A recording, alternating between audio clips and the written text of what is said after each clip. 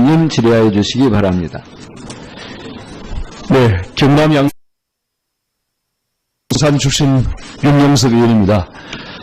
우리 후보자께서 성공한 외교관으로서의 그런 역량과 경험의 평가, 직무 능력이 아무리 뛰어나도 국민의 신뢰가 뒷받침되지 않으면 그런 역량을 발휘하기 어렵습니다. 그래서 이런 국민 신뢰 바탕은 도덕성과 청렴성이 상당히 중요한 부분입니다. 그래서 이런 부분도 상당히 중요하다는 것을 인식을 해주시고, 현재 그 18개 부처의 6분의 이제 그 후보자가 지금 지명이 됐습니다만은 최근에 그 보도에서 보는 바와 같이 지금 청와대 인사 검증 시스템이 제대로 작동이 되고 있나 할 정도로 상당히 지금 난맥상을 드러내고 있고 국민적인 그런 실망을 지금 주고 있습니다. 우선 그 후보 지명 과정에 대해서 제가 좀 질의하겠습니다. 처음에 누구로부터 그 연락을 받았습니까? 네, 의원님, 제가 제네바 출장 시 청와대 인사수석으로부터 연락을 받았습니다. 그때 외교부 장관이라고 하는 그 구체적인 공직을 들었습니까? 네, 그렇습니다. 네, 그때 바로 승낙을 하신 거죠? 바로 승낙은 아니고요. 제가 서울에 있는 저희 남편, 그리고 거제도에 있는 저희 남편, 그리고 서울에 계신 저희 친정어머님께 여쭙고 허락을 받았습니다. 네. 인사검증 체크리스트를 아마 제출하셨을 것 같은데 몇 문항 정도로 기억을 하십니까? 정확히 숫자는 기억나지 않습니다만 대단히 많았던 것으로 많은 시간을 요했습니다. 네, 그 내용 중에 당연히 그 고위공직자 5대 비리 배제 문항, 즉 병력 면탈, 부동산 투기, 세금 탈루, 위장 전입, 그리고 논문 폐기라는 부분도 있었겠죠? 네, 있었습니다. 네. 청와대 인사수석의 최초 발표에 의하면은 그 위장 전입에 대한 부분만 문제가 있다는 식으로 발표를 했습니다. 그 부분 나중에 이제 좀 발표된 내용과는 다른 내용이 나왔었는데 지금 부동산 투기라든지 세금 탈루라든지 이러한 부분에 대해서도 분명히 그 문항이 있었을 텐데 어떻게 작성을 하셨나요? 문제가 없는 것으로 작성을 했습니까? 부동산 투기와 관련해서는 전혀 사실 무근이고요. 그리고 세금 탈루와 관련해서는 검증에 저의 일단 답변을 드린 다음에 여러 가지 증빙 서류를 첨부하는 과정에서 저도 그 증빙 서류라든가 여러 가지 자료들은 한국으로 돌아오는 비행기에서 봤습니다만 그 과정에서 세금을 낼 부분을 안 낸 것이 있다 하는 것을 저희가 발견해서 청문회를 준비하는 과정에서 냈습니다. 그러니까 최초의 그 체크리스트의 문항에 답변하실 때는 세금 탈루 부분이 없다고 이렇게 제출하신 거죠? 예, 그렇습니다. 그 당시에 전혀 인식을 못했다는 말씀입니까? 그렇습니다. 이 사실상 그 인사청문회는 이제 미국에서 우리가 도입을 한 제도인데 미국의 경우에 인사청문회에서 세금을 탈세한 경우에 통과된 경우가 저는 한 건도 없는 걸로 알고 있습니다. 그런데 지금 그 최근에 여러 가지 보도를 보다시피 지금 후보중 상당히 많은 그 부분에 있어서 세금을 탈루한 것이 지금 드러나고 있고 그다음 확실한 지금 증거들이 지금 나오고 있습니다. 어떻게 생각하십니까?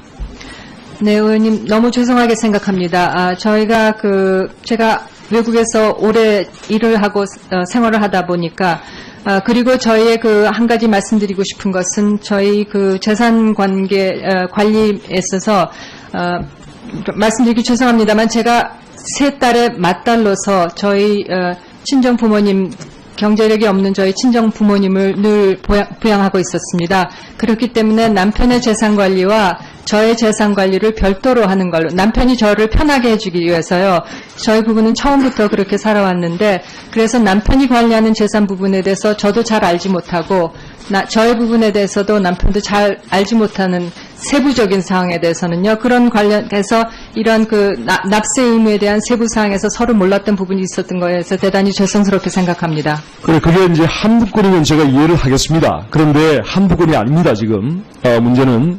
저도 이제 공직생활 했습니다만은 공직자는 매년 그 재산 등록을 하지 않습니까? 그렇기 때문에 후보자가 본인의 어떤 재산 관리에 대해서 몰랐다는 것은 그건 변명에 그건 되지 않는다고 저는 생각합니다. 공직자로서 외교부 공직자로서 근무를 오래 했었고 항상 그 재산 등록에 대해서 관리를 했을 텐데 그걸 몰랐다. 그거는 말이 안 된다고 생각하고요. 최근에 그 보도에도 나왔습니다만은 봉천동에 있는 그 다컴 산내빌 401호, 501호, 502호 이 주택 세 채를 이제 그 취득한 날이 2004년 7월 달입니다. 그렇죠? 법적으로 취득한 날이 그 준공을 하고 보존 등기를 했던 것이 2004년 7월 달인데 그로부터 한 달 후에 이것을 매각을 했습니다. 매각을 했는데 그 당시에 소득세법에 의하면 96조에 1년 이내에 매각을 할 경우에는 실거래가액으로 신고를 하도록 명시를 하고 있습니다. 알고 계시죠? 네. 그런데 그것을 실거래가액으로 하지 않았다는 것이 지금 각종 증거 자료에서 지금 나오고 있고 제가 그 자료 제출 요구를 한 것이 지금 자료 제출이 안 되고 있습니다. 그래서 그 당시에 매수자의 그 등기부 등본을 떼보면은 그 채권 최고액이 1억 3천으로 되어 있는데 지금 매매 신고를 한 것은 7천만 원, 8천만 원대로 신고를 했다는 거죠. 그래서 이것은 상당히 많은 금액을 축소 신고해서 결국은 세금 탈루를 했다고 생각하는데 어떻게 생각하십니까? 네, 그 부분에 대해서는 2004년 저는 외국의 뉴욕 주한 대표부에서 근무를 하고 있었습니다. 이 집에 제 소유로 되어 있었고 저희 어머님께서 살고 계셨습니다.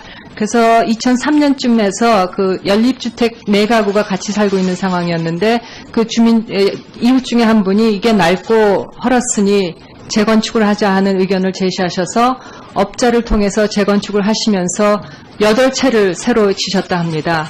그 과정에서 사업을 추진하는 과정에서 대표 이름이 필요했기 때문에 어머님께서 뭐 주민들이 하자는 대로 제 이름이 올랐고요.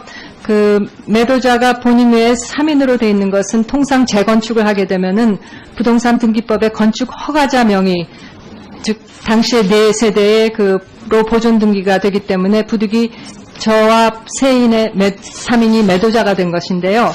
실제 매매 대금은 시공자가 건축비로 충당하기 위하여 직접 받아간 것이라고 합니다. 당시 분양가와 실제 등 기상의 매매가 차이가 나신 부분은 시공회사와 매수자가 거래를 직접 했기 때문에 저희 어머님도 이 부분에 대해서는 잘 모르고 있고 저도 물론 외국에 있었기 때문에 이 부분에 대해서는 전혀 모르고 있었습니다. 예, 이영석 의원님 수고하셨습니다.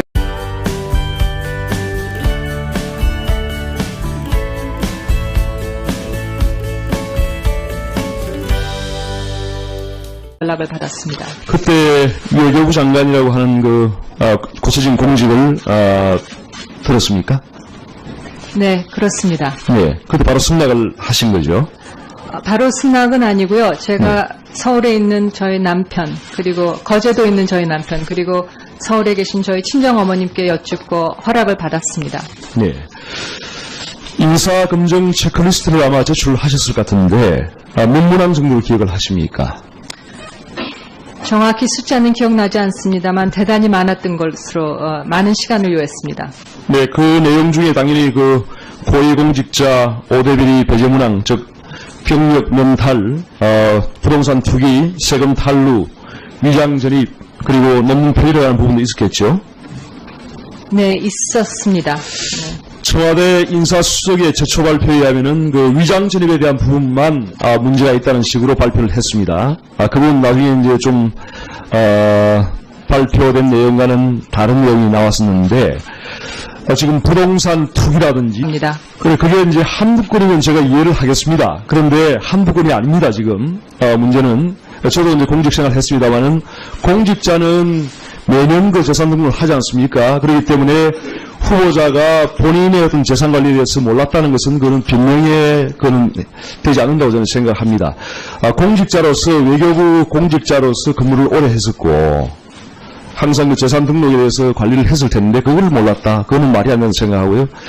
최근에 그 보도에도 나왔습니다만은 봉천동에 있는 그 다컴 산내빌 401호, 501호, 502호 이 주택 세 채를 이제 그 취득한 날이 2004년 7월 달입니다. 그렇죠?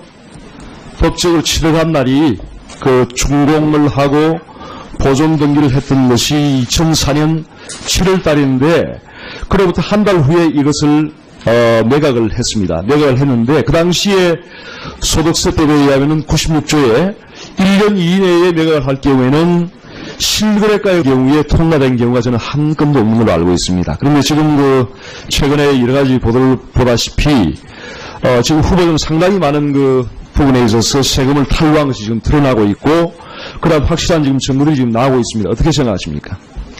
네, 의원님 너무 죄송하게 생각합니다. 제가 외국에서 오래 일을 하고 생활을 하다 보니까 그리고 저희의 한 가지 말씀드리고 싶은 것은 저희 재산 관계 관리에 있어서 말씀드리기 죄송합니다만 제가 세 딸의 맏딸로서 저희 친정 부모님 경제력이 없는 저희 친정 부모님을 늘 부양하고 있었습니다. 그렇기 때문에 남편의 재산 관리와 저의 재산 관리를 별도로 하는 걸로, 남편이 저를 편하게 해주기 위해서요. 저희 부부는 처음부터 그렇게 살아왔는데, 그래서 남편이 관리하는 재산 부분에 대해서 저도 잘 알지 못하고, 저의 부분에 대해서도 남편도 잘 알지 못하는 세부적인 사항에 대해서는요. 그런 관련해서 이런 납세 의무에 대한 세부 사항에서 서로 몰랐던 부분이 있었던 거에서 대단히 죄송스럽게 생각합니다. 세금 탈루라든지 이러한 부분에 대해서도 분명히 문항이 있었을 텐데 어떻게 작성을 하셨나요? 문제가 없는 것으로 작성을 했습니까? 부동산 투기와 관련해서는 전혀 사실 무근이고요. 그리고 세금 탈루와 관련해서는 검증에 저의 일단 답변을 드린 다음에 여러 가지 증빙 서류를 첨부하는 과정에서 저도 그 증빙 서류라든가 여러 가지 자료들은 한국으로 돌아오는 비행기에서 봤습니다만 그 과정에서 세금을 낼 부분을 안 낸 것이 있다 하는 것을 저희가 발견해서 청문회를 준비하는 과정에서 냈습니다. 그러니까 최초의 체크리스트의 문항에 답변하실 때는 세금 탈루 부분이 없다고 이렇게 제출하신 거죠? 예, 그렇습니다. 그 당시에 전혀 인식을 못했다는 말씀입니까? 그렇습니다. 사실상 인사청문회는 이제 미국에서 우리가 도입을 한 제도인데, 미국의 경우에 인사청문회에서 세금을 탈세한 의원님 질의하여 주시기 바랍니다. 네, 경남 양산 출신 윤영석 의원입니다. 우리 후보자께서 성공한 외교관으로서의 그런 역량과 경험의 평가, 직무 능력이 아무리 뛰어나도 국민의 신뢰가 뒷받침되지 않으면 그런 역량을 발휘하기가 어렵습니다. 그래서 이러한 국민 신뢰의 바탕은 도덕성과 청렴성이 상당히 중요한 부분입니다. 그래서 이러한 부분도 상당히 중요하다는 것을 인식을 해주시고, 현재 18개 부처의 6분의 이제 후보자가 지금 지명이 됐습니다만은, 최근에 보도에서 보는 바와 같이 지금 청와대 인사 검증 시스템이 제대로 작동이 되고 있나 할 정도로 상당히 지금 난맥상을 드러내고 있고 국민적인 그런 실망을 지금 주고 있습니다. 우선 후보 지명 과정에 대해서 제가 좀 질의를 하겠습니다. 처음에 누구로부터 연락을 받았습니까? 네, 의원님, 제가 제네바 출장 시 청와대 인사수석으로부터